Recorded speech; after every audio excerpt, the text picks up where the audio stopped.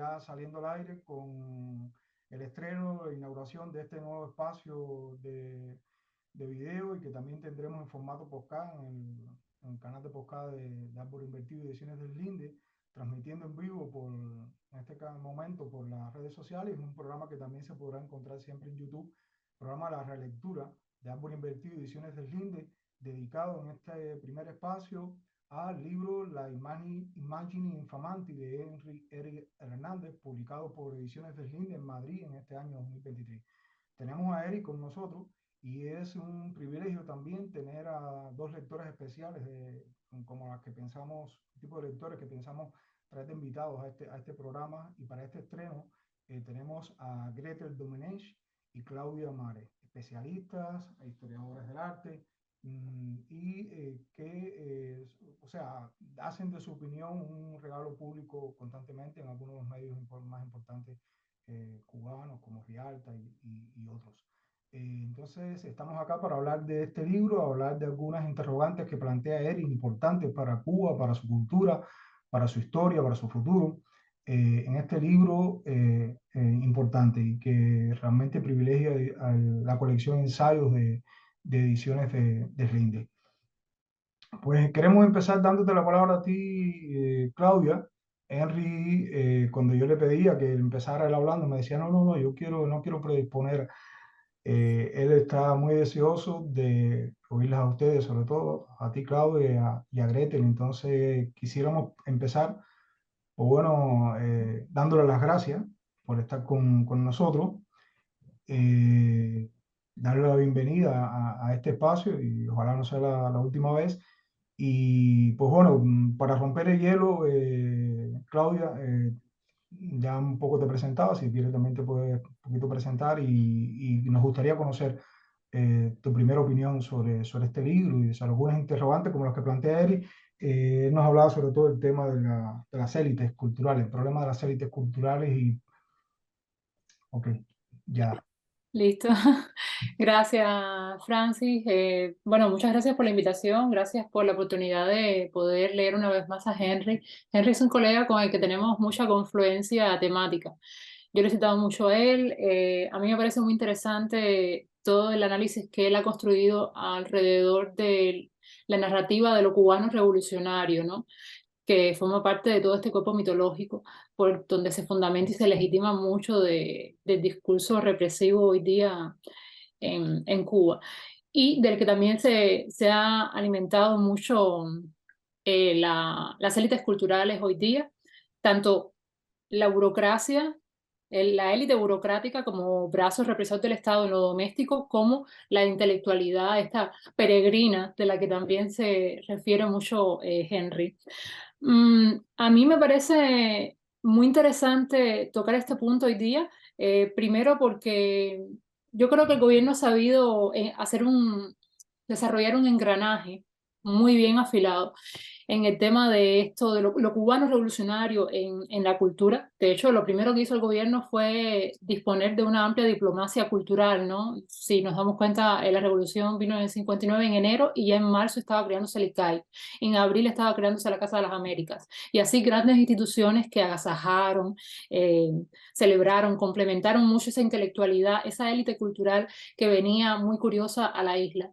Porque estamos hablando de décadas donde esta diplomacia cultural, el gobierno gozaba de amplios recursos, tanto simbólicos como materiales, como para apuntalar esa narrativa, esa legitimación, cosa que creo que ahora es muy digno volver a estudiar, repensar frente a esa carencia de medios que ha estado teniendo el gobierno, sobre todo desde los 80 o de los 90, y que se ha reemplazado sistemáticamente por mecanismos de mayor ejecución y regulación directa, ¿no? Por una burocracia violenta en el sentido penalista de la palabra, ejecutado sobre lo cultural también.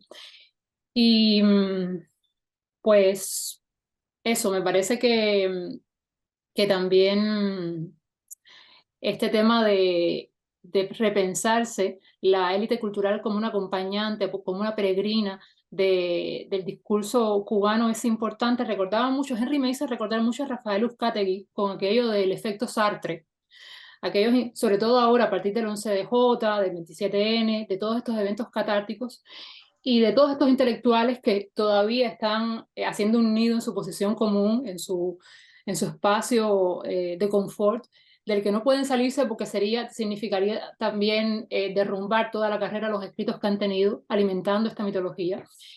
Son estos peregrinos, ¿no? Que ellos dicen, bueno, usan mucho este efecto de lógica, unos anexos adversarios, diríamos, como, bueno, sí, es lamentable lo que está ocurriendo, pero, sin embargo, no obstante, seguido por un amplio repertorio de razones, mitos, circunstancias, que aducen para no condenar el hecho en sí que está ocurriendo en la escena cultural e incluso para justificarlo, ¿no? Y en esto pone mucho el dedo Henry en lo malévolo de este mecanismo, de esta posición, de esta elección consabida entre la peste y la cólera, ¿no? Buscar el mal menor, y eso ya justifica moralmente el hecho de no condenar lo que está ocurriendo porque los medios, ¿cómo es? El fin justifica los medios.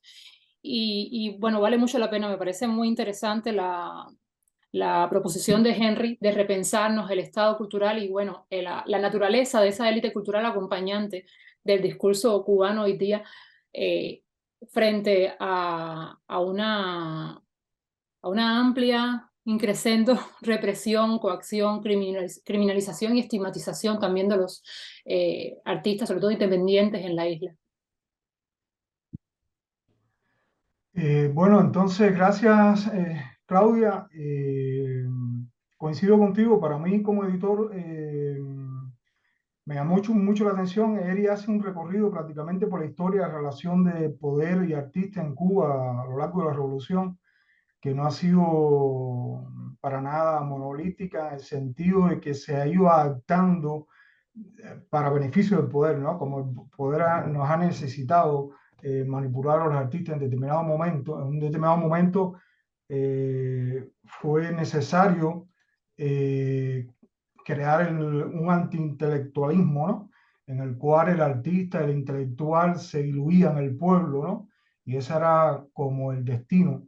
Y cuando la sociedad Cuba, o eso que llaman la revolución, necesitó readaptarse, meterse en determinados mercados, pues entonces trató de anular al artista, pienso yo, a partir precisamente de cosificarlo y convertirlo en un instrumento, ¿no? Eh, y con ciertos privilegios que tuvimos acceso durante, o sea, cuando nadie podía tener un correo electrónico, cuando nadie podía introducir una computadora en Cuba, pues los artistas podíamos hacerlo con una carta del ministro, recuerdo. Cuando nadie podía tener un negocio privado, pues bueno, el artista podía empezar a vender su obra, podía empezar a tener una entrada de divisa y ciertas cosas. Muchas gracias por todo esto que tú apuntas. Rápido, entonces, darle la palabra a Gretel, que estamos deseosos ya de oírla. Pues muchas gracias, Francis, por organizar esta presentación de la Imagini Infamanti. Y muchas gracias también a Henry por pensar en nosotras una vez más para leer sus libros, que siempre son muy sugerentes y muy punzantes.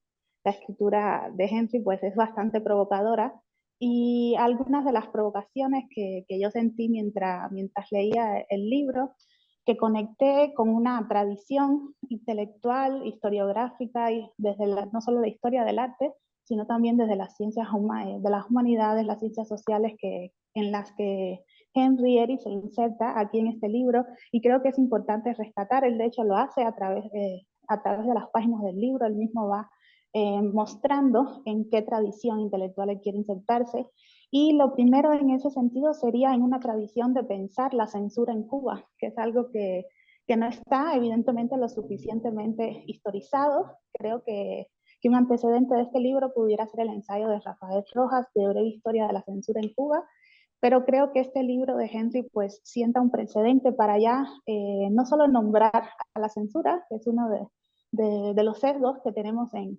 general en el campo intelectual cubano a la hora de estudiar el proceso que comienza en el 59, sino también tomar la censura como un proceso totalitario, político, que debe estudiarse, y que aquí Henry lo agrupa, creo, en dos campos, que son los peregrinos políticos y los funcionarios totalitarios en Cuba. Creo que incluso esos dos campos son solo el comienzo para estudiar a los censores y a la censura en Cuba.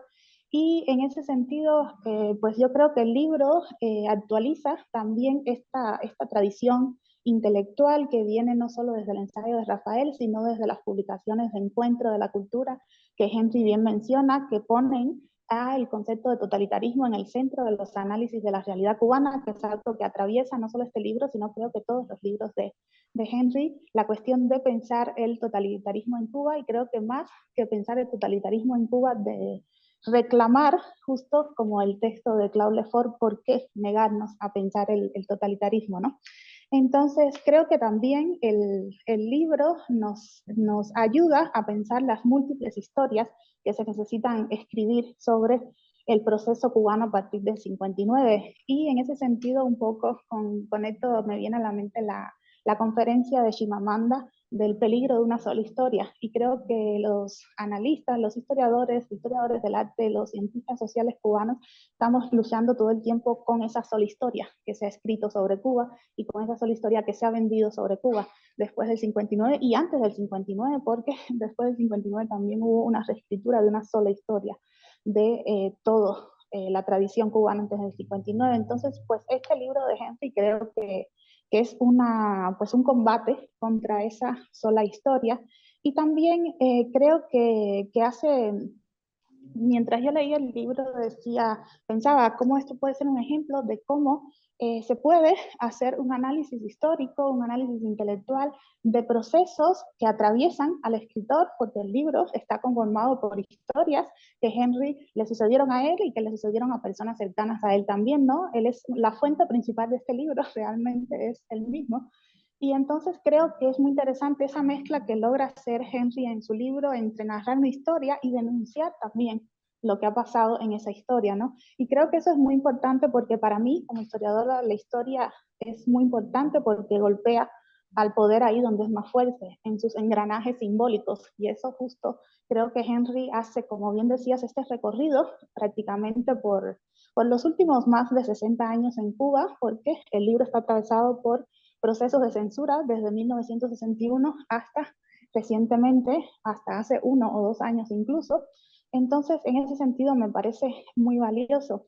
Y también me parece que un poco lo que hace este libro, para invitar también a todos los que nos están viendo y escuchando a leerlo, es que yo recordé enseguida que empezaba a leer a Reinaldo Arenas diciendo no recuerdo, creo que es en Conducta Impropia, cuando dice cómo en Cuba las personas tienen una máscara todo el tiempo puesta y muchas veces se confunde, ¿no? La máscara y el rostro detrás de la máscara, de tanto que tienes que tener una máscara puesta.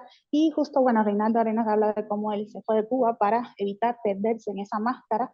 Y yo creo que un poco lo que hace también en el libro aquí Henry Eri es pues denunciar y mostrar toda esa gran máscara de la historia cultural cubana, ¿no? Cómo funcionan estas máscaras, porque estos funcionarios totalitarios y estos peregrinos políticos, pues son resultados de un proceso, ¿no? Son engranajes más de un proceso mayor, como bien declara Henry en muchas ocasiones. Entonces, creo que tenemos muchas cuestiones que se pueden debatir más específicamente ahorita sobre el libro que empecemos a hablar, pero a mí me parece fundamental esto, en comprender y seguir analizando estos dos grupos que Henry, a los que Henry siempre insiste en analizar, que son uno de los peregrinos intelectuales, que no son solo intelectuales, son artistas, son académicos, que eso es muy importante también tenerlo en cuenta, porque aquí la mirada de Henry, si en otros artículos él se proyecta más hacia los peregrinos del mundo del cine, del mundo del arte, aquí estamos hablando de peregrinos académicos, recientes sobre todo. Y también en este funcionario totalitario, ¿no? en esta burocracia totalitaria, que me gusta más lo de funcionario y lo de burocracia que lo de élite, y en esta burocracia totalitaria que es, pues, quien pone en marcha todo un gran sistema político, institucional, que censura y que convierte la censura, ¿no? en un acto cotidiano. Entonces creo que ahí hay un gran camino a seguir que Henry comienza en este libro muy importante y creo que podemos pues seguirlo hablando en unos minutos ya a más detalle. Muchas gracias, Grete. Muy interesante todo lo que nos has dicho y creo que, Henry, no podemos seguir aplazando, es necesario escucharte. Mm, Yo le decía a Henry como editor que a mí, o sea, de muchos años editando, trabajo sobre cultura para medios, y para editoriales también, y agradecía mucho y también participando en congresos académicos de LASA y de paneles de este tipo, y agradecía mucho un trabajo tan, o sea, su mirada tan libre, utilizar términos a los cuales se le tiene mucho miedo desde la academia y desde el mundo del arte y del pensamiento, como totalitarismo, como seguridad del Estado, uno de los factores más decisivos, más influyentes, unos poderes fácticos que están presentes, aunque sea difícil de poner un rostro a veces, ¿no? En toda la evolución de nuestra historia cultural, todos estos males que acarreamos. Y Henry o sea, los menciona sin tapujos y trata de establecer sus influencias, ¿no? O sea, dónde está su huella en lo que va pasando como ese poder real, ¿no? Ese poder real que está por detrás del funcionariado, que está detrás de otras máscaras que a veces son las que nada más ven esos peregrinos, ¿no? Que desde afuera nos miran y nos tratan de jugar con a partir de sus propias realidades, ¿no? Pensando, desconociendo que nosotros tenemos otros poderes ocultos, otras realidades más determinantes, y Henry las empieza por contrastar, ¿no? Y contrastando eso con estas miradas mitológicas que se han elaborado alrededor de Cuba a través de estos peregrinos, pues entonces se echa más a ver las luces y las sombras donde están, ¿no? En estas miradas al artista cubano y al arte y a la realidad de Cuba. Henry, entonces, bueno, pues es hora de oírte. sí, hola, buenas tardes, colegas. Gracias a Claudia y a Gretel. Bueno, a ti, por supuesto, Francia, pero siempre mi relación con Claudia, con Gretel y con otras colegas también del mundo del pensamiento cultural o culturalista, ¿no? Siempre me es muy como atractiva, ¿no? Eh, Sobre todo porque el manejo mío, yo pienso que sigue siendo muy empírico, pero un poco creo que de eso va, ¿no?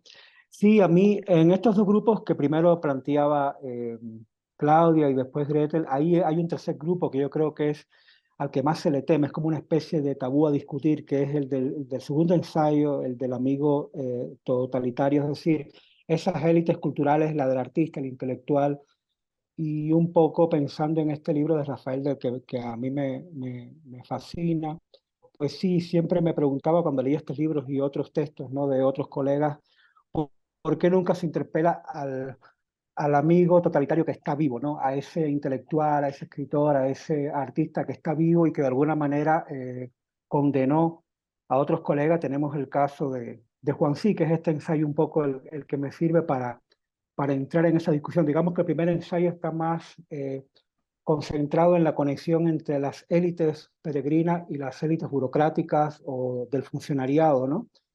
Del Estado en este caso, que funciona como una especie de militante de partido, que a la vez es un gestor cultural. Casi siempre sucede así, ¿no?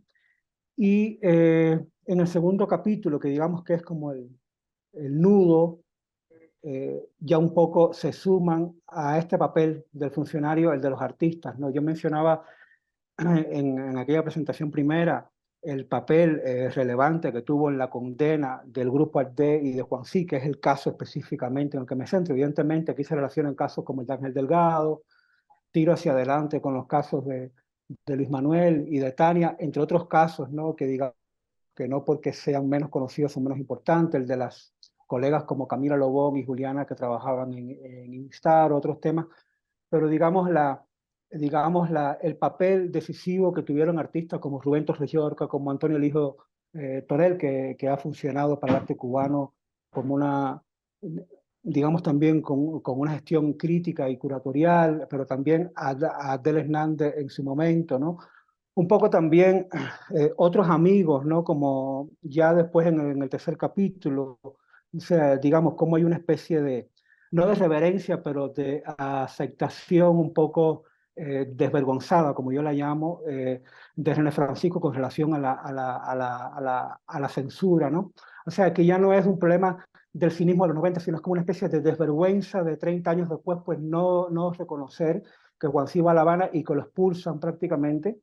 Entonces, o sea, creo que sigo pensando que hoy día es más fácil condenar al poder, a los gobernantes, a los funcionarios totalitarios, incluso a los intelectuales peregrinos, pero sigue costando, sigue siendo un tabú el interpelar a los colegas que están en las urbes culturales y que todavía siguen gestionando un link imaginario de gestión, de empoderamiento, de decir quién sí y quién no, ¿no? A quién se le compra, a quién no se le compra, quién es artista y quién no es artista. Esta idea de cómo los mismos artistas en ese momento validaron todo ese imaginario que lleva después Consuelo Castañeda en La Habana, en la era Obama, y sigue riéndose de que Juan Sí no era artista y que era un malcriado. Es decir, todo esto, pongo el caso de Juan Sí porque es crucial en ese momento en el que los 80 da el pase a los 90, incluido por supuesto pasando por el caso Ángel Delgado. Dos de sus colegas estuvieron presos. Fue el grupo más transdisciplinar que hubo en ese momento en Cuba y nunca se les ha discutido, digamos, y creo que una de las discusiones importantes es esa, que sigue existiendo el tema, es decir, de quiénes fueron los amigos totalitarios, o sea, que de alguna manera igual su condena a la de la burocracia y todo lo que ese grupo generó como proyección artística, que evidentemente fue en un corto tiempo, 2, 3, 4 años a lo máximo, es algo que entra hoy o que está entrando en los últimos 15 años y que digamos que de alguna manera cuaja en los últimos 4 o 5 años en Cuba, que es esta relación entre las prácticas artísticas y las prácticas cívicas o las prácticas más como un ente cívico o como ciudadano, ¿no? Que es algo muy normal en el resto del mundo quizás, porque primero somos personas, luego ciudadanos y después pues da igual que seas artista o panadero, ¿no? Entonces creo que eso es importante y por supuesto que nos lleva a repensar a través de esos casos cómo se repiten una vez más en la historia de la cultura cubana y llegamos hasta el caso de San Isidro hoy día, ¿no? Entonces creo que también un poco el ejercicio me interesaba en eso, que uno de los 4 capítulos fueran en ese sentido, ¿no? Recuerdo también cuando la polémica justo 3, 4 días antes del evento del 27N, o sea, cuando la policía y las autoridades invaden la casa del Movimiento San Isidro y después surge la 27N, lo que sucede, o sea, la discusión, digamos, privada o íntima de Coco Fusco y también pública con Yopi, por no, o sea, por qué se debía o no utilizar y cómo eso lo veían las élites, ¿no? O sea, esos otros que nos siguen mirando, ¿no? Y un poco de qué manera, siendo Coco Fusco una estudiosa de la cultura cubana, pues de alguna manera también reproduce ese imaginario de esas élites que nos miran y de alguna manera intenta reeducarnos y explicarnos el por qué no, ¿no? Recuerdo que Chaguacero incluso me escribe un WhatsApp y escribe después un comentario en Hipermedia diciendo, bueno, que ella que como que no se debía tener en cuenta en eso, ¿no? Un poco como que Chaguaceda no entiende el proceso de por dónde va, es decir, sí está reproduciendo un imaginario reeducativo de ese otro que nos mira, a los que estamos dentro de la isla, en este caso porque estábamos dentro, ¿no? Y cómo intenta reeducar esa postura política, intelectual y, por supuesto, epistemológica, ¿no? Porque al final yo creo que el peregrinaje político, como la burocracia política, como ese amigo totalitario, genera un episteme, o sea, hay una sabiduría que por supuesto implica a todos unos con comportamientos políticos y por supuesto humanos, ¿no? Que yo creo que es el último punto de la discusión. Entonces un poco todo esto atraviesa esos procesos, ¿no? Y por ahí yo lo dejaría, ¿no? Creo que para mí ha sido muy emocionante, sobre todo también porque es un libro que se ha compartido mucho con amigos en aquellos momentos cuando estaba, bueno, Lester, Yopi, pues Abel Fernández que estaba en La Habana, toda esa banda. También, bueno, evidentemente hay otros colegas con los que de alguna manera he ido como siempre conversando estas cuestiones, ¿no? Entonces, por ahí más o menos lo que sumaría a vuestra lectura, ¿no? Muchas gracias, Henry. Bueno, oírte a ti un poco enriquecer con todas estas anécdotas que tú mencionabas y todo, bueno, nombres incluso, enriquecer un poco la visión que uno tiene de los ensayos, estos ensayos tuyos también hacen un recorrido por figuras claves, ¿no? O sea, por ejemplo, la evolución de la figura de Juan Sí. O sea, vas mencionando otros maldecidos, ¿no? A lo largo de la cultura cubana hasta llegar a los más recientes hechos de San Isidro y todo, pienso, o sea, cómo las élites se hicieron cómplices de una manera u otra, dándole la espalda a lo que estaba sucediendo, a veces amparados en hechos. Recuerdo cosas tan baladíes, ¿no? Como decir que fulano de tal no es graduado de una academia de arte y por lo tanto no es artista. Y esas cosas que a veces se dicen en determinados escenarios parecen muy ligeras, pero uno sabe que en la vida interna tienen mucho peso. O sea, eso justifica muchas cosas para que la Asociación Hermanos Ahí o la UNIA pues determine, ¿no? Y se sientan como justificados, ¿no? Para decir, podemos mirar otra parte porque aquí no hay un artista, aquí hay otra cosa. Y entonces, yo recuerdo un papel de los más tristes, pienso que se ha manejado en los últimos tiempos, es de estos amigos del totalitario que tratan de suplantar el papel del totalitario que no aparece, que no da la cara, ¿no? El poder que no da la cara para explicar, por ejemplo, cuando toda la guerrita de los email el poder no dio la cara, ¿no? Y entonces de pronto sale una serie intelectual y dice, no, esperen, aquí lo que tenemos que hacer es una conferencia para entonces, pero por qué tienes que arrogarte el derecho si nosotros estamos interpelando al poder? O sea, ¿por qué tienes que arrogarte el derecho de contar, supuestamente dar por hecho de que hay una verdad oculta, una justificación oculta, una coartada, ¿no? Del poder y que tú vas a pasar por alto, ¿no? El que el poder se representa a sí mismo, ¿no? Y se ponga delante de nosotros, ¿no? Y bueno, el amigo del totalitario toma muchas formas, de acuerdo a las coyunturas, como a la coyuntura, como se va dando.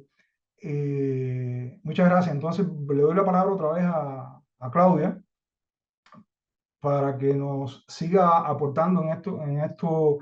O sea, también hay que pensar, o sea, la mirada de nosotros ahora mismo que estamos fuera de Cuba, pues no solo estamos lidiando con aquello, sino estamos lidiando con este amigo del totalitario fuera de Cuba, que como tú señalabas, Henry, tiene sus especificidades, y en Estados Unidos, en Europa incluso tiene especificidades diferentes.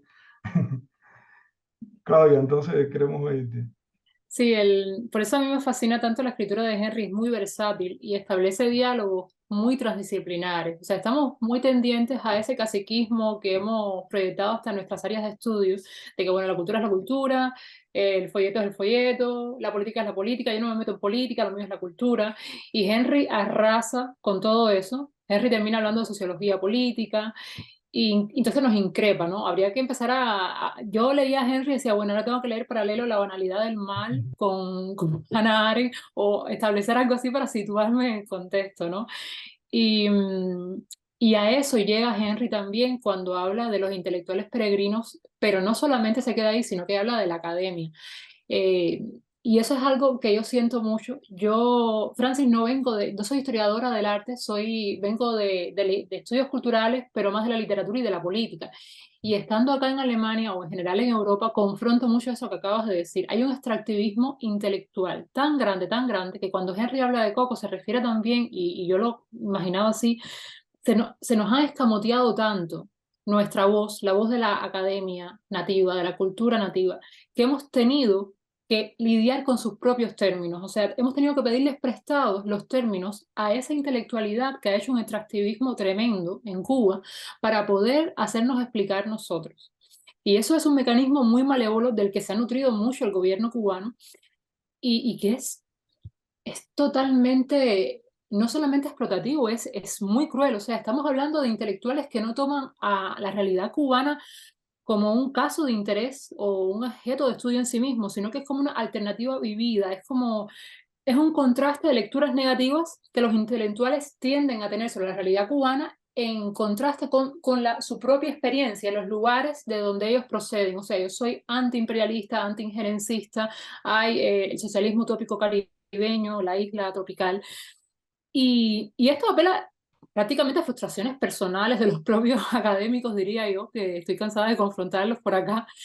y muestra, lo peor es eso que acaba de apuntar Henry también, una economía política del conocimiento muy escamoteada. Es el enfoque empírico en Cuba de investigación es tan vulnerable al poder. Hay un aislamiento epistemológico tan grande, sobre todo porque está monopolizado totalmente. O sea, nosotros tenemos que pensar que académicos, intelectuales, artistas no pueden ir a hacer trabajo de campo ni a presentarse en Cuba si no tienen un permiso previo oficial y si no se canaliza todo este trabajo de campo a través de las instituciones que hay para ello. Y estamos hablando desde artistas como lo que pasó a Juan Sí, que nos quedamos todos esperando en la sede de Instar. Recuerdo aquella tarde funesta en que él finalmente ya me dijo, mira, no puedo ir, hasta las luchas burocráticas estas que tuvo Fausto Canel, por ejemplo, para poder ir a presentar a Instar y no pudo llegar nunca, pasando por académicos americanos como Ted Henkin, que llegó a ser tan incómodo que de pronto fue vetada su entrada a la isla. Y bueno, así muchos mecanismos de estos. Y al final esto reproduce unas dinámicas muy desiguales. Hay un silenciamiento total de la intelectualidad nativa en Cuba, de la academia, extraoficial, independiente también. Y esto es muy macabro si se piensa que los intelectuales extranjeros y los académicos extranjeros están con esto nutriendo su propia carrera, ¿no? Ellos llegan a Cuba y reproducen un fetichismo estadista porque al final lo que están es repitiendo la información que se les da oficialmente porque ellos no pueden hacer otro tipo de censo independiente. Y, y van así por estos pueblos periféricos, se pagan viajes, estancias, montan un mainstream de conocimiento, gestionan fondos, promueven publicaciones y financian y benefician a esos regímenes represores que están también limitando mucho la voz independiente en la isla.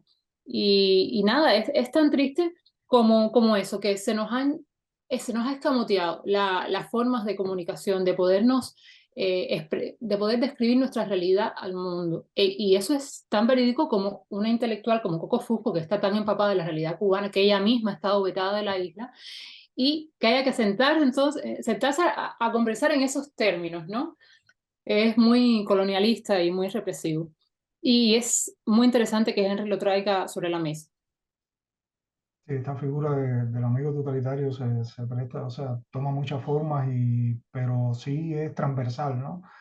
Eh, es transversal, o sea, durante mucho tiempo la figura del comisario, ese intersector que se quemaba durante determinada época para, como se hacía en la antigüedad, ¿no? Vamos a quemar un muñeco, una figura donde se unen todos los males y conjuramos todos los males. O sea, superado el quinquenio gris, y si eliminamos a Pavón y convertimos a Pavón supuestamente en el culpable de todo esto, y ya una figura, entonces de pronto la academia reproduce miméticamente todo eso, o sea, es incapaz de indagar qué había más allá de eso, qué iba de ese pasado al presente, qué va del presente, qué estructura se mantiene, cómo la seguridad del Estado sigue dictando muchos saberes, ¿no? Límites a los saberes en Cuba y a las prácticas culturales en Cuba. Y entonces, pues, en fin, a veces como que toda la academia esa, que sobre todo dentro de Cuba tiene poder representativo, institucionalidad, ¿no? A través de las universidades y todas estas cosas, pues estos peregrinos cuando llegan a Cuba sobre todo quieren encontrarse esa institucionalidad, ¿no? Esa institucionalidad oficial a través de universidades, proyectos, asociaciones que supuestamente representan el país y el Estado, ¿no? Cuando a veces una figura como yo pienso, Otero Alcántara, ahora mismo puede ser un representante digno de toda una generación en Cuba, y es una institución en sí misma, más allá de los títulos, las academias, los coros y demás. Y entonces por eso hay que tener valor, pero estos peregrinos también son entre comillas, o sea, no se quieren quedar en el aire, descolgados, ¿no? Entonces van por unos canales donde necesitan que estos poderes, ¿no? Los vayan pasando, les vayan sirviendo de protocolo, ¿no? De entrada eh, a todo lo que manejan, ¿no? Henry, Gretel, en este momento, cualquiera de los dos primeros que quiera hablar, Gretel, bueno, Henry, la cuerda de Henry es sobre todo irlos a ustedes, así que primero te digo a ti, Gretel. Claro, claro. Pues, o sea, como decía Claudia, Henry nos lanza bastantes bolas que tenemos que pensar un poco. Y bueno, estaban hablando, quiero volver sobre esto que decía Henry de este tercer grupo justo que es el amigo totalitario, que es complejo, ¿no? Porque nos cuestiona no solo toda la realidad, sino hasta aspectos de nuestra vida propia. Entonces, pues es complicado. Y pero bueno, un poco lo que estaban hablando del tema del peregrinaje, que Henry siento que es como el abanderado en siempre poner la bandera en la palabra peregrino, porque esto de los intelectuales y la relación en general, aquí pensando intelectuales muy ampliamente, ¿no? Pensando el concepto de intelectual en su historicidad, porque en ese sentido, pues estos peregrinos, al no ser críticos con el gobierno cubano, pues pierden un poco su propia esencia de intelectuales, ¿no? Es criticar el poder y hacer la crítica en la sociedad. Pero bueno, pensando peregrinaje intelectual en un sentido amplio, esto pues ha sido muy estudiado y se ha estudiado desde distintas posiciones, que si el entusiasmo, ¿no? Que si los viajeros políticos, que si la izquierda internacional y la revolución cubana, y claro, todo esto comienza en los 60 desde dos lugares. Uno, el que mira, siempre mira desde su lugar, ¿no? Entonces, en la mirada de estos peregrinos hay más de ellos que de la propia realidad cubana, que eso es algo que debería estar claro, pero todavía, no nosotros, pero en general, una opinión pública internacional toma esa mirada como si se tratara de la propia realidad, cuando sabemos que la mirada siempre viene más desde el que está mirando que lo que mira. Y ahí pues hay una gran fantasía, ¿no? Un gran entusiasmo con la izquierda, con el socialismo en los 60, que hasta cierta medida pues nos gustaría que no fuera, pero pudiera ser entendible en un sentido de época, ¿no? De sentimiento de época, porque también hay que hablar de que muchos de estos entusiastas después pasaron a ser grandes críticos del proceso cubano. Y entonces, en ese sentido, creo que es muy importante hablar, ¿no? En un sentido de peregrinaje, no solo porque nos ubica en esta mirada, sino también nos ubica en cuestiones muy prácticas, como qué se están llevando, ¿no? Estos peregrinos de Cuba, se están llevando un currículo, se están llevando un capital simbólico de Cuba, ¿no? Cuba es una moda también, bastante persistente, y estos peregrinos pues se llevan este capital simbólico de Cuba, ¿no? De cierta forma van a este lugar mítico que ellos siguen mitificando y se llevan este capital, y eso lo podemos conectar con el presente, ¿no? Yo conozco muchos académicos, historiadores que trabajan Revolución Cubana, pero en redes o en su vida cotidiana pues no comparten ninguna opinión sobre la realidad cubana actual. Y no es que no la compartan en cuanto no estén conscientes de lo que pasa en Cuba, sino que simplemente no les interesa compartirla porque quieren hacer sus investigaciones y quieren ir a Cuba a revisar archivos, y entonces pues saben que hay un límite entre lo que puedes decir y revisar un archivo en Cuba, ¿no? Que muchos de los que hacemos historia, siendo cubanos, se nos dificulta más revisar un archivo en Cuba que a un académico extranjero. Y en ese sentido, pues ahí pudiéramos pensar también si todos estos peregrinos que Henry trabaja desde hace mucho tiempo no son también censores, ¿no? Porque los pensamos como que vienen desde afuera, ¿no? Que están mirando la realidad cubana, pero también están censurando, por ejemplo, en el primer capítulo que Henry habla de estos críticos de arte que se niegan a darle la categoría de artista, por ejemplo, a Juan Sí, o que se niegan a nombrar ciertos términos, o que sustituyen revolución, dictadura, totalitarismo por algo como utopía, ¿no? O sea, en la década de los 90. Entonces, pues pudiéramos hablar de que también son censores de cierta forma, ¿no? Forman parte de este engranaje totalitario tan complejo que estamos tratando de golpear, ¿no? Entonces, en ese sentido, pues el tema del peregrinaje es bien complejo, y también pues ahí yo creo que es importante pues cuestionarles no solo a estos peregrinos el día a día de lo que hacen, de lo que comentan sobre Cuba y de lo que hicieron también, sino también cuestionarles sus sesgos, porque muchos de estos peregrinos, por ejemplo, eran antropólogos que iban a Cuba a hacer estudios, Henry menciona varios, muchos eran artistas que iban a hacer a Cuba documentales, entonces pues cualquier investigación uno tiene siempre que partir y decir, a ver, ¿cuáles son mis sesgos con este tema? Que creo yo que sé ya sobre este tema. Entonces, pues, en ese sentido, le pudimos cuestionar a estos peregrinos todos sus sesgos que tienen con Cuba, le podemos cuestionar su involucramiento, su alianza con el gobierno cubano, porque el término de aliados, que a mí me gusta mucho para trabajar a los intelectuales, siempre lo pensamos como que el aliado es alguien que está aliado a un gran mayor, a un mal mayor.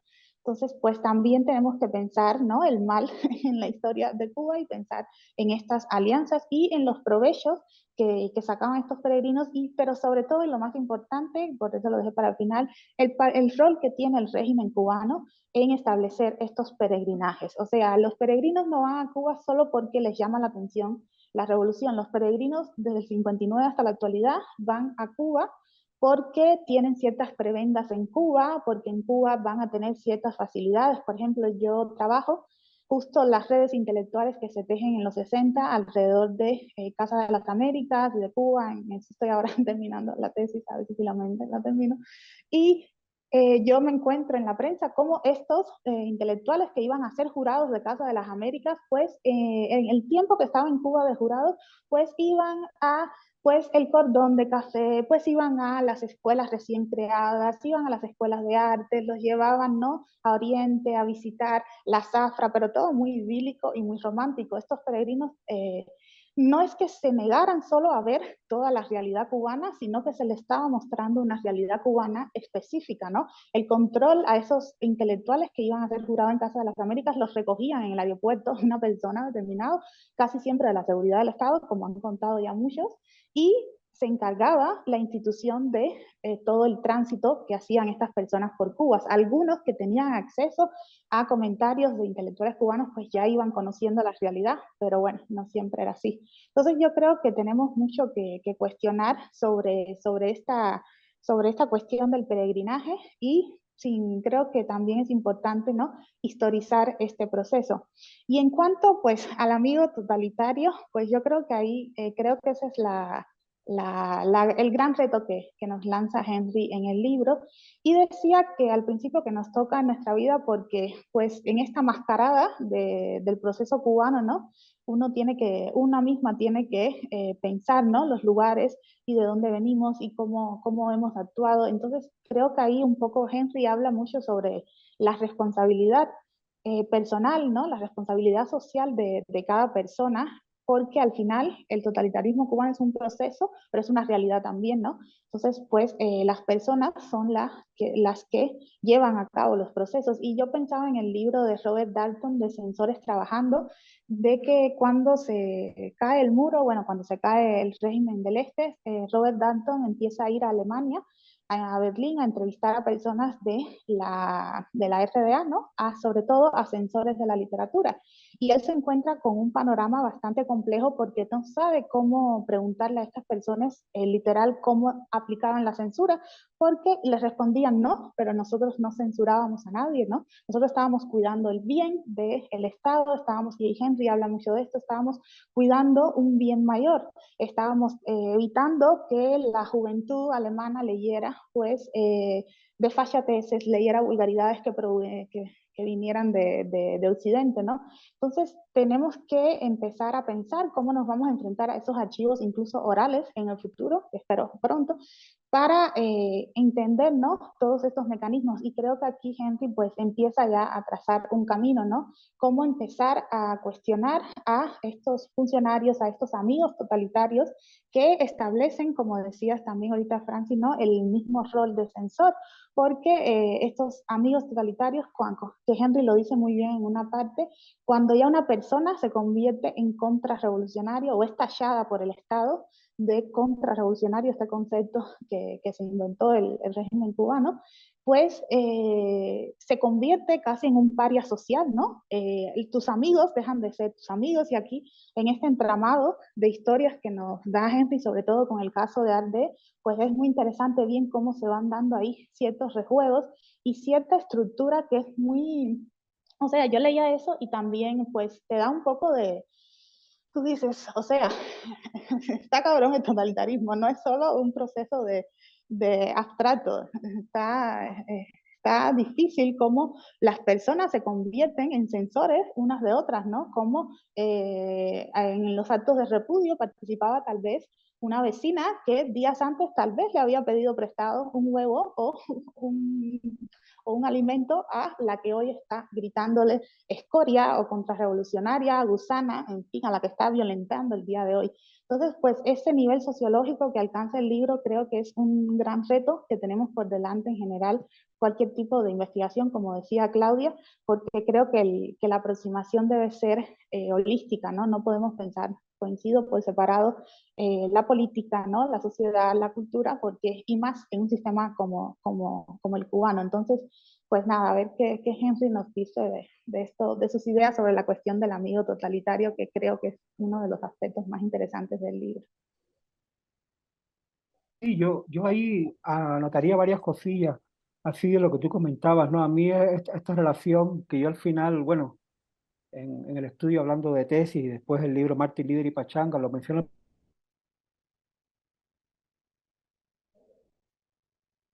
siempre entre el otro y el yo político, ¿no? Siempre hay un otro que invita a ese yo político, sea un funcionario o un artista, ¿no? En este caso, ¿no? Eh, y por otro lado, el trabajo con la representación, es decir, la idea de o sea, la idea de cómo construir una memoria desde la representación, desde el análisis de la representación. Es decir, hay una parte en la que yo hablo mucho, porque al final yo estuve conversando con Juan Sí, pero después nos estuvimos carteando con email durante el mes de, o sea, durante el año 2018, un poco pensando en estas cosas. Entonces, cómo relata algo de lo que él solo tiene, lo que le contaba la seguridad del Estado y las personas del partido, pero supuestamente existió una carta. De hecho, hubo un momento, alguien como Sandra Ceballos me contó de que sí, de que algunos artistas le habían comentado que habían firmado un tipo de carta, pero Juan sí la ve, pero no se la entregan, a diferencia de Porcel que se la dejan, ¿no? Entonces, ¿de qué manera la representación, es decir, el texto que nos encontramos, como tú decías, un texto oral o los libros de peregrinaje que ya están, o un artículo, o el mismo libro de Carnícer, o la frase que dice Coco Fusco de que Carnícer entrevistó a Juan C. Day, nunca los entrevistó, ¿no? Yo pongo una nota al pie sobre eso. Es decir, hay una intertextualidad que yo creo que también debe ser pensada como que estamos armando una discusión que a la vez va a funcionar como un relato de memoria, vamos a llamarlo así, pero sobre estos textos, ¿no?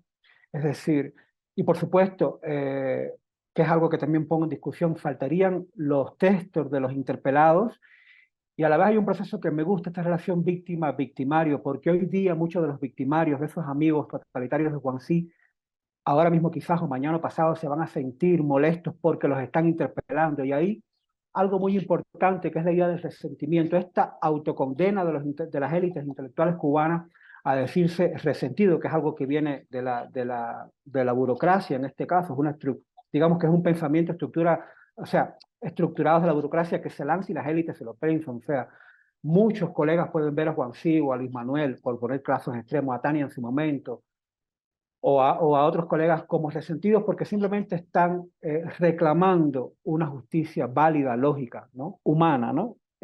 Yo sé, creo que es importante y a mí esta idea de la venganza del texto, de la venganza del testimonio y tomarlo como representación me parece lo más cojonudo que puede pasar hoy día en la cultura cubana. O sea, nunca vamos a tener una justicia tipo Nuremberg con relación a los cabrones, o sea, porque es que se están yendo y muchos se están instalando como, o sea, militares que se están instalando como académicos, ¿no? Y funcionarios totalitarios que migran y se instalan, o ves a grandes censores o burócratas de la cultura cubana como Rubén del Valle Lantarón o a Costa de Arriba y están haciendo prólogos. Y hay intelectuales y artistas que le piden prólogos a esos tipos, o sea, es un nivel de mezquindad y de mediocridad que te cagas, ¿no? Entonces, la única manera, apelando también a Primo Levi y a todos estos grandes, no sé, pensadores y discutidores, es una palabra que me gusta, discutidores de qué pasa con la condición humana, ¿no? O sea, es eso, ¿no?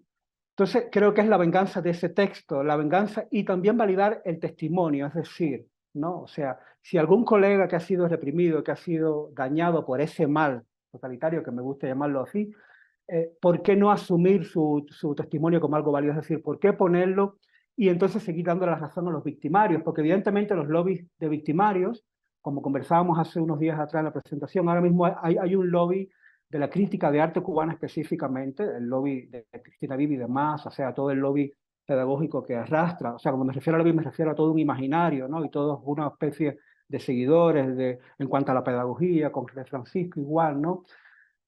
O sea, se están instalando en otros espacios fuera del contexto cubano, pero mantienen unos links con las instituciones cubanas y hay consensos y pactos que evidentemente nos lo podrían contar ellos mejor de lo que uno puede especular. Y también me gusta esa idea de especular sobre un texto, ¿no? Es decir, cuáles son el texto, el rumor, el chisme, el comentario, el testimonio, ¿no?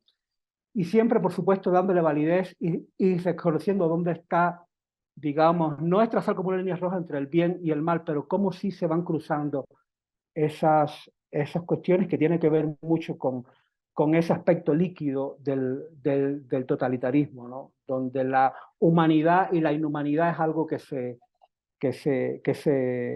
se licúa, ¿no? Entonces, no sé, yo creo que esa discusión, sobre todo por eso, mantener la idea de la representación, es decir, de cómo trabajamos una intertextualidad a partir de que todo puede ser un texto, ¿no? Desde un objeto, desde un comentario en Facebook. Yo recuerdo el comentario de René Francisco en Facebook a partir de la obra del premio, ¿cómo se llama? Bueno, de la fundación esta, de la obra del golf de Lázaro Saavedra. Venía, lo comentamos Claudia y yo, ¿no? Cuando nos vimos ese texto, ¿no?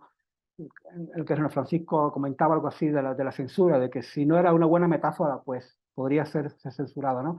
Y eso entraba un poco al traste con esta idea de ese cuidado que tiene siempre Desiderio Navarro cuando en la guerrita de los emails, o sea, en no tocar al gran líder, ¿no? Es decir, o sea, podemos cagarnos en la madre de cualquiera, pero nunca en la madre del líder y del sistema que representa, ¿no? Entonces hay una especie de conservadurismo, un reformismo muy conservador, que yo creo que es muy importante. Yo creo que todas las élites peregrinas, las élites de izquierda, ¿no? Sí, o sea, hoy cada día son más conservadoras porque por eso mismo, porque intentan proteger, cuidar, mimar, conservar un discurso que ya no fluye, ¿no? Entonces, hay toda una decadencia intelectual, discursiva e imaginaria que yo creo que al final, de la que todos de alguna manera hemos entrado y salido, y creo que se disfruta mucho un poco interpelando esa decadencia a partir, repito, de todos esos textos, ¿no?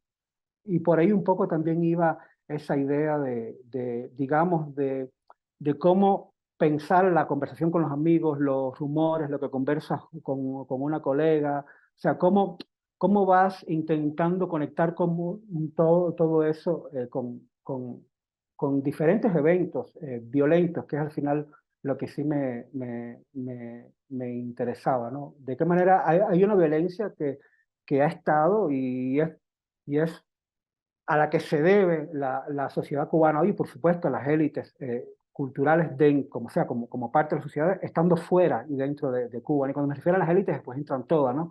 Las élites del poder, las élites peregrinas, los insulares en este caso, que somos nosotros, las élites exiliadas, ¿no? Que al final, o sea, hay como toda esta gama de, de élites que de alguna manera se van emitiendo todos esos textos, ¿no? Entonces yo sí creo que es importante esa idea de repensar el texto y trabajar con la representación.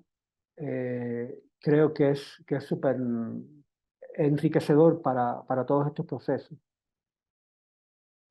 Muchas gracias, Henry. Yo pienso que es una suerte, como lo han dicho Grete, lo han dicho Claudia, mejor que lo que yo pueda decir, es una suerte contar con un artista como tú, ensayista e investigador, que se ocupe de estos temas, que lo haga con valentía, con honestidad, con sapiencia también.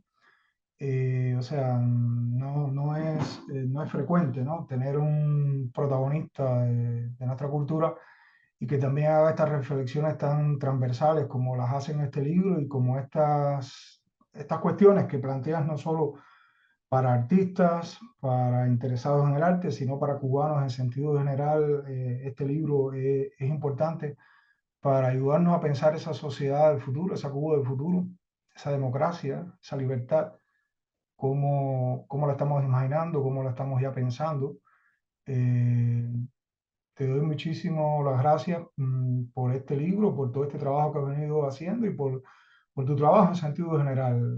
Para Deslinde ha sido realmente una suerte encontrarnos contigo y con este libro para nuestra colección de ensayos. Yo quería, bueno, pues invitar a Grete y a Claudia, ya un poco cerrando el tema, si tienen algo más que decir.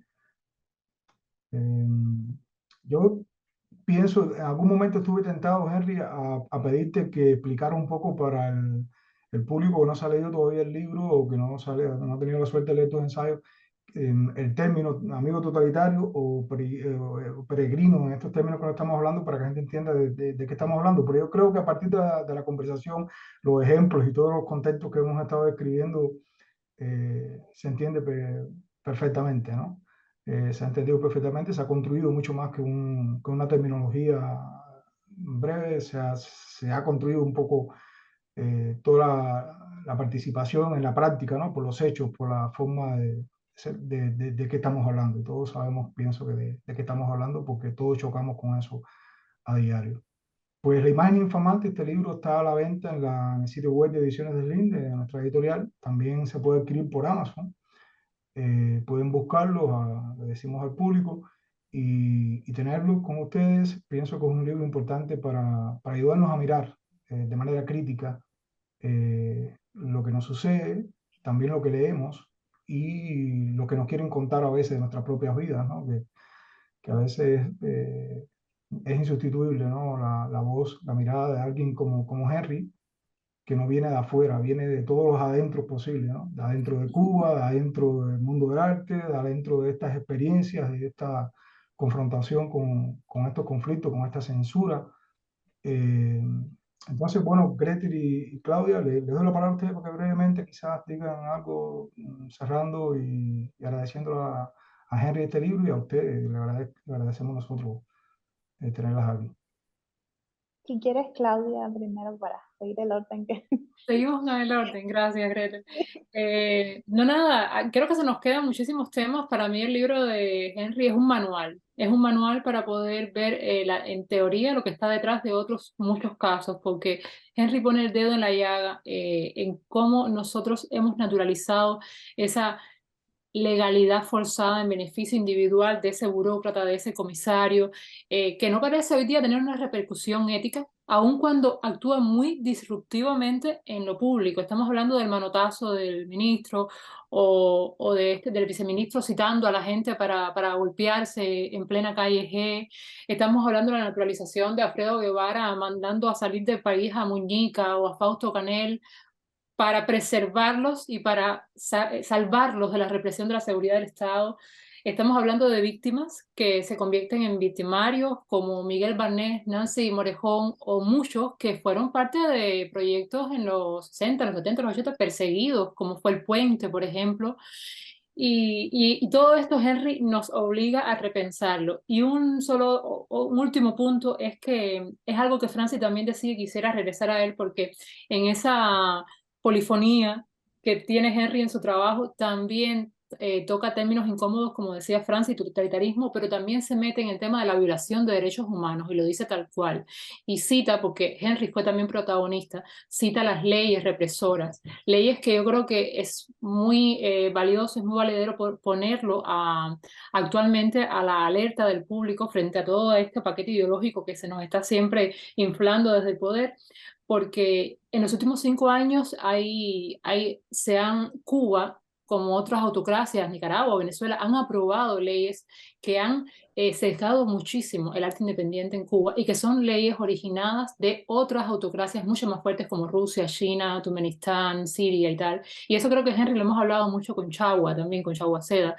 Y creo que por ahí va mucho del panorama que podría modificarse en los últimos años, en los próximos años de la escena cultural cubana. Y hasta ahí llega Henry. Henry llega a citar también la violencia penalista, llega a prever un poco todo este movimiento autocrático regional, que me parece que hay que tener, no se puede perder de vista. Sí, yo creo que un poco ahora que ahorita que, y bueno, y claro, para cerrar ya, que Henry mencionaba a Desiderio y todo lo que pasó con la guerrita de los emails, que, bueno, el libro más famoso de Desiderio se llama Nombrar las cosas, que no se nombraron ni en ese libro ni en ese momento. Y justo creo que eso es un poco lo que hace Henry aquí, ¿no? Nombrar a las cosas, nombrar las personas, que también es importante, ¿no? Ponerle rostro a procesos represivos que incluso no llegamos a conocer del todo hasta muchos años después, porque todavía estamos conociendo o reconociendo o saliendo a la luz cosas, bueno, ahora incluso con lo del documental, del caso Padilla, de hasta los años 60, ¿no? Y este libro creo que es como, es una lectura frustrante realmente, porque da mucha rabia ir leyendo todo eso e ir viendo procesos que golpean al poder y son reutilizados, instrumentalizados de nuevo por el poder, como fue este mismo proceso, por poner el ejemplo más cliché, que es cuando aparecieron en televisión, ¿no?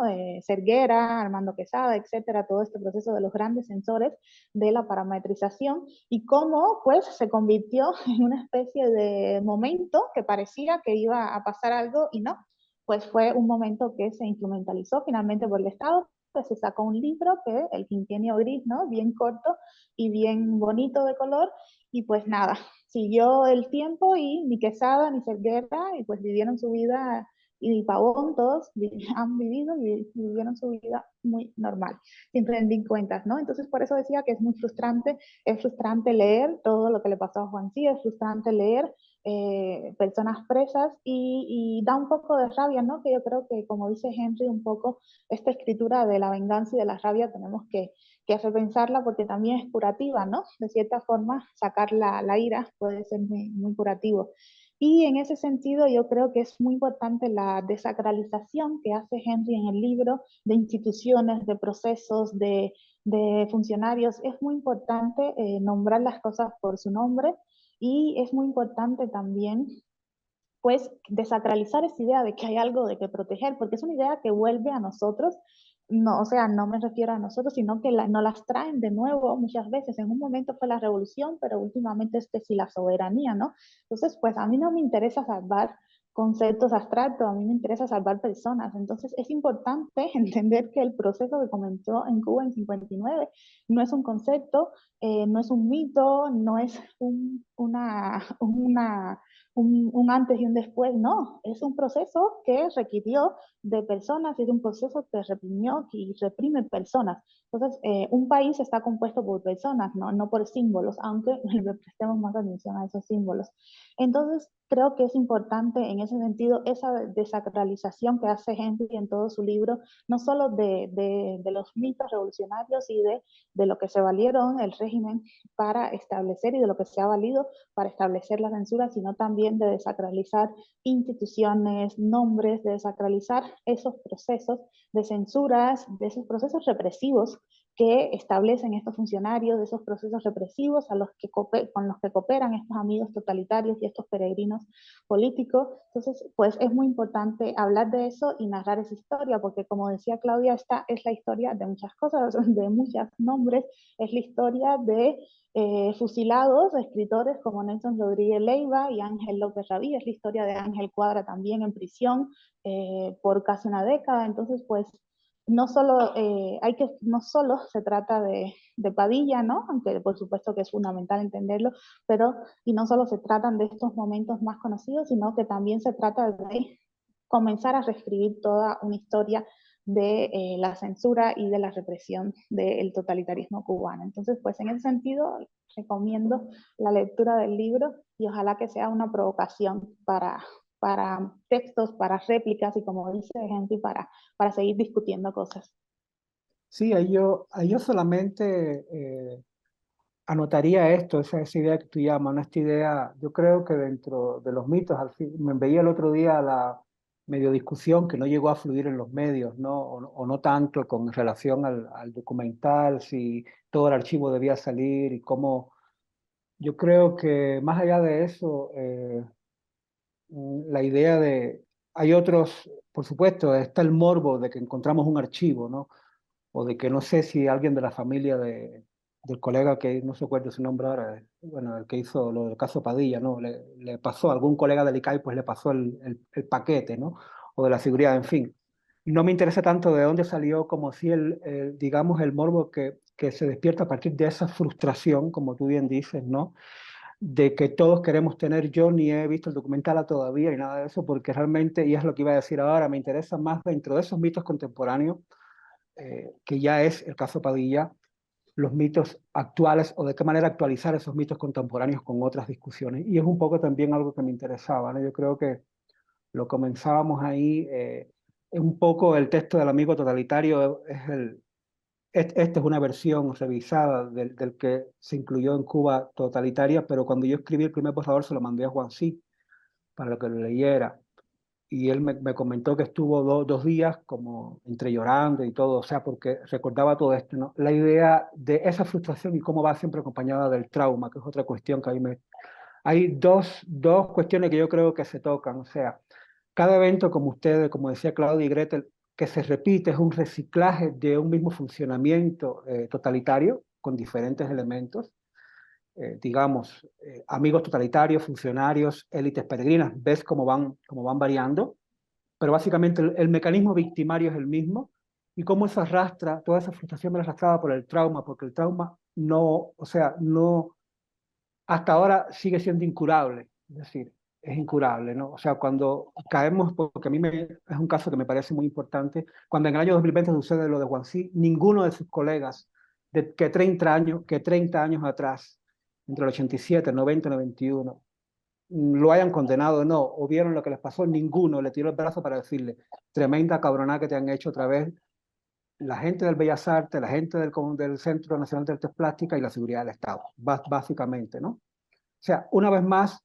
acontece el silencio. Por tanto, el trauma de esas personas y, por supuesto, a nivel social, lo que imaginariamente eso engendra, pues sigue siendo incurable, ¿no? Entonces, ahí yo creo que es importante. Y entonces, dentro de esto, pensamos que se cura, como tú bien decías, publicando el libro El Quinquenio Gris con 4 colores, que es un libro, es una mierdera del libro, literalmente hablando, porque no se pone nada en discusión tácitamente, pues entonces ahí sigue, ¿no? Un poco es como el cerdo que se revuelve en la mierda, se ensucia un poco, pero nada, todo sigue. Entonces sí creo que hay mucho que discutir y sobre todo regresando a esa cuestión de si realmente nos estamos preocupando, como tú bien decías, por las personas que componen una sociedad o si nos estamos preocupando por seguir manteniendo toda esta cuestión simbólica, ¿no? Llámese lo que se llame, llámese cultura cubana, arte cubano, literatura cubana, todo este tipo de cuestión nacionalista y por supuesto todo lo que se implica a nivel político desde revolución y todas las utopías. Entonces sí, yo creo que es un poco eso. De todas maneras, nada, tendremos tiempo para seguirle dando caña y discutiendo un poco, ¿no? Con todo esto. Muchísimas gracias, colegas, Claudia, Gretel. Gretel, de todas maneras, por acá cuando presentemos en la gran ciudad, pues estaremos Lo juntos en la seguimos. presentación. Gracias a Deslinde, a Frencia, al Gol Invertido. Bueno, del lado allá, que yo sé que está Lester, porque este era un libro que íbamos a publicar inicialmente con el proyecto independiente de Lester, y para mí el preámbulo, ya un poco para cerrar, ¿no? Ya lo decía anteriormente, la conversación con Lester era un poco, conversábamos todas estas cosas, y él me lanza esa frase comiendo torticas y tomando café en su casa con él y con Camila Lobón en La Habana Vieja, o sea, esta idea de cómo el arte cubano es muy hostil, o sea, el contexto y muy ingrato, ¿no? Un poco conversando todo esto, ¿no? Yo creo que también es importante el hecho de todas estas, vamos a llamarlos también élites, ¿no? Todas estas promociones, ¿no? Ustedes que están, o sea, con las que hemos conversado muchísimas veces, en muchísimos momentos, muchísimos colegas del mundo del arte, ¿no? Todo el desprejuiciarse, ¿no? Para conversar todas estas cuestiones que no puede conversar incluso con muchas personas que fueron sus protagonistas, ¿no? Entonces, yo creo que eso es algo bien, incluso con académicos más sofisticados, entre comillas, tampoco puedes sentarte a conversar, porque esta historia también de esta postura de lo políticamente correcto para decir o para pensar, ya no para decir, para simplemente planteártelo en una charla con un café, que lo estás como pensando y lo sacas oralmente, ¿no? Entonces yo creo que eso también es importante, ¿no? La idea de cómo hay, y creo que eso tiene que ver mucho con la práctica del conocimiento y de estos nuevos epistemes, que al final yo creo que esta idea de sanar viene un poco por ahí, ¿no? Y de horizontalizar las discusiones, pues también viene por ahí, ¿no? Entonces, gracias, colegas. Muchísimas gracias a Frenzy y a la pandilla de Bueno, vuestras yo pienso que plataformas. de manera insuperable han terminado ustedes, han concluido lo que ha dicho Claudia, lo que ha dicho Grete, me ha parecido genial. Y lo que tú has concluido también.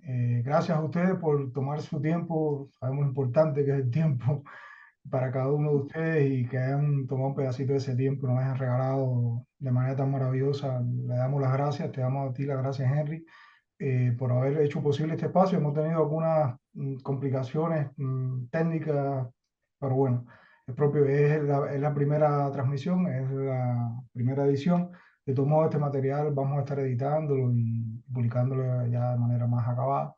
Les damos las gracias. Queremos aprovechar para invitar al público a no solo comentar, interactuar con ustedes, contigo, Henry, que te pueden escribir a tus redes sociales y continuar estas conversaciones, sino que también se pueden comunicar con nosotros a través de Árbol Invertido, Ediciones Deslindes, y proponernos temas para nuevos espacios u otros invitados y cómo seguirle dando continuidad a estas conversaciones de fondo que un poco tocan todo lo que nos importa, pero bueno, que cuando tenemos buenos pretextos como este libro, pues, y un autor como Henry, pues nos ayudan precisamente a concretar muchas ideas que están constantemente latentes, ¿no? En nuestras vidas, en nuestro trabajo.